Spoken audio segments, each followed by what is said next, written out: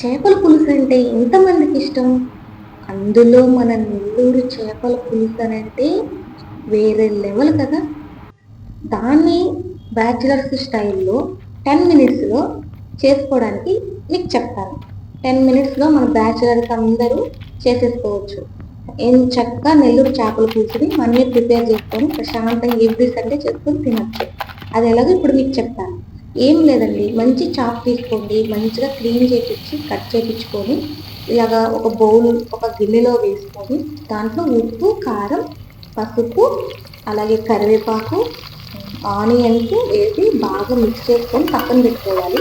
దాంట్లోనే ముందుగానే చింతపండు పులుసు కూడా వేసి ఆ చేపల్లోనే అట్లా చింతపండు పులుసు కూడా వేసి కలిపి పక్కన పెట్టేసుకోవాలన్నమాట.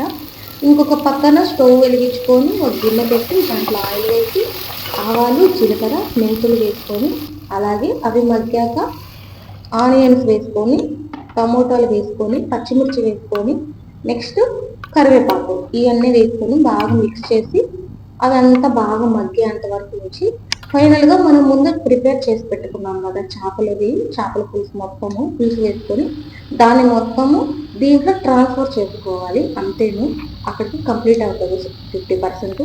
నెక్స్ట్ ఏంటంటే ఇప్పుడు నేను చూపించాను కదా పొడి, అది ఆవాలు మెంతుల పొడి అనమాట.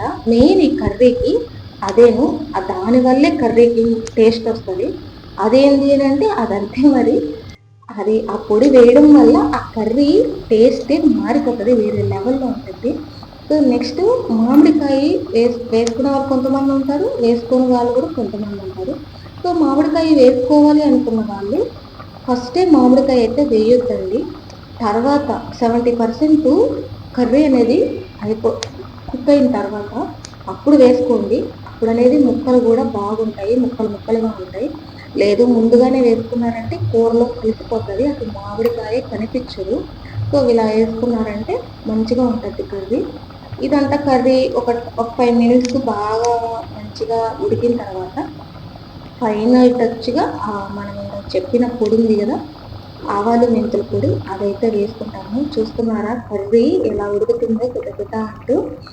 చూస్తే చాలా టెంప్టింగ్గా ఉంది కదా. బ్యాచిలర్స్ జస్ట్ 10 మినిట్స్లో చేసుకోవచ్చండి నేను చెప్పినట్టుగా చేసుకుంటే. చేపల కూరకి చాలా మంది బ్యాచిలర్స్ రూముల్లో ఉండేవాళ్ళు, హాస్టల్లో ఉండేవాళ్ళు చాలా ఇబ్బంది పడిపోతుంటారు, తినాలని ఆకున్నా తినలేరు అనమాట. చికెన్ ఎక్కడైనా దొరుకుతుంది, కానీ చేపల పులుసు మన అమ్మ వాళ్ళు చేస్తేనే ఆ టేస్ట్ ఉంటుంది. ఒకసారి ఇలా ట్రై చేసి చూడండి, 10 నిమిషాల్లో అయిపోతుంది, పెద్ద కష్టపడాల్సిన అవసరం కూడా ఉండదు. సో ట్రై చేసి చూసి మీరు కామెంట్ చేయండి. ఈ ప్రాసెస్ ఈ చాలా ఈజీ ప్రాసెస్ ఇది. మీకు ఎలా అనిపించిందో కూడా నాకు ఒకసారి కామెంట్ చేయండి. అలాగే ఆ పొడితో కంప్లీట్ అయిపోయింది.